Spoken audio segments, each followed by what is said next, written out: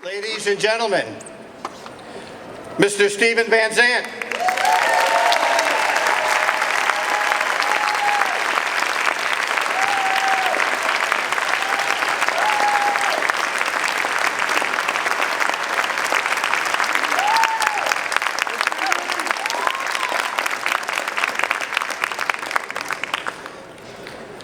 I got good news and I got bad news.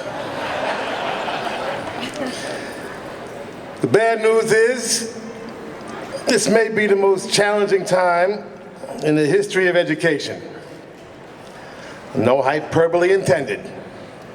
For you Jersey City guys, that means I shit you not.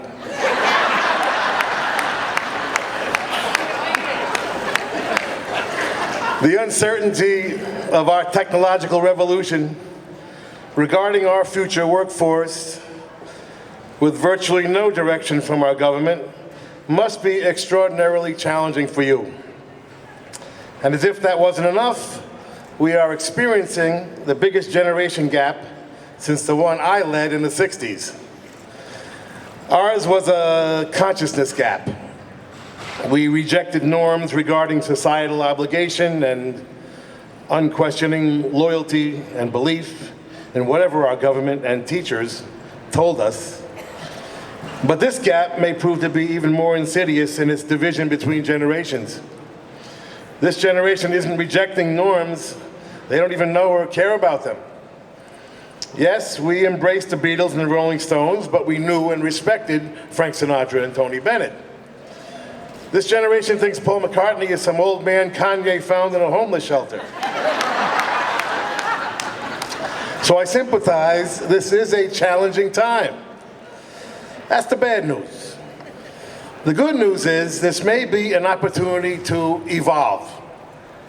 I'm not saying it's going to be easy, but if we don't panic, there is an opportunity here for creativity, as well as re-examining our aging methodology that frankly was barely functioning for my generation.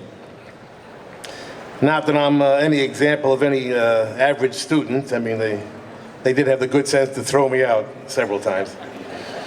But the old learn this now because someday you'll use it, trust me, ain't gonna fly with these kids, you know?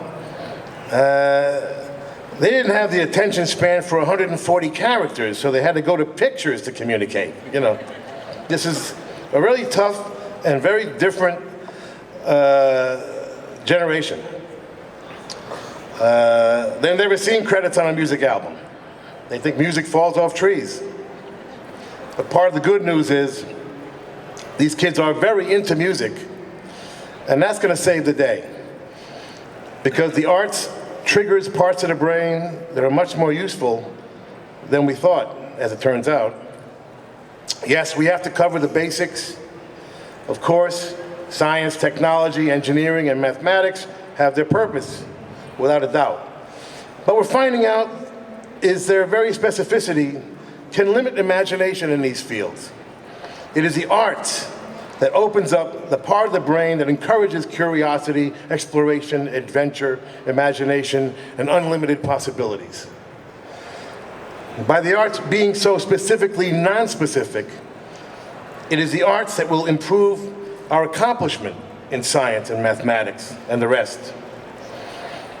Now, I know your evaluation comes from test scores, but somehow we must deal with the hardcore reality, the existential truth, that testing is not learning. Let me say that again. Testing is not learning. I understand everybody's finances these days depends on testing, so we have to find a way to teach our kids in spite of that. But you can be proud of the fact that you are leading the way by putting the A in STEAM, and now we have to change STEM to STEAM in every school system in this country and put the arts back into our school system. You did it. Our music history curriculum, teachrock.org, is dedicated to one simple truth.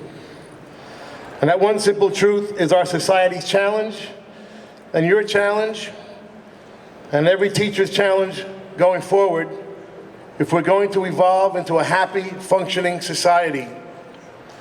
We need to teach our kids how to think, not what to think.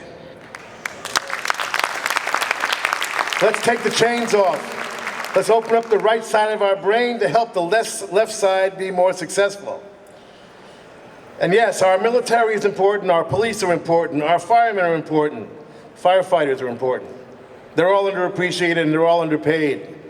But there is no group more important than our teachers, who are truly on the front lines in the war against ignorance every single day. And your understanding of that and your support of our teachers is what makes it all work. Thank you.